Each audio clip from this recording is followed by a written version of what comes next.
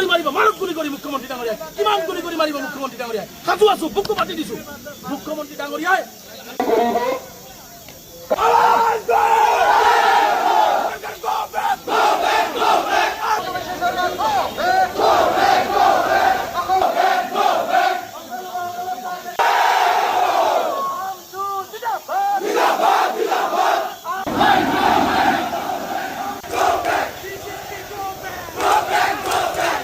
যি ধৰণে মানুহক গুলি কৰি মাৰি আছে, যি ধৰণে আত্মহত্যা কৰাবলৈ বাধ্য কৰাইছে আজি।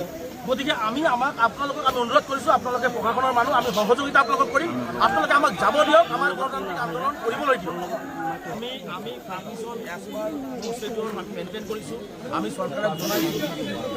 আমি আমাৰ ওপৰত জনোৱা দায়িত্ব, আমাৰ ওপৰত জনোৱা দায়িত্ব। গতিকে আপোনালোকক আমি ৰিকুৱেষ্ট কৰিছোঁ, আপোনালোকৰ মানুহ আমিও মানুহ।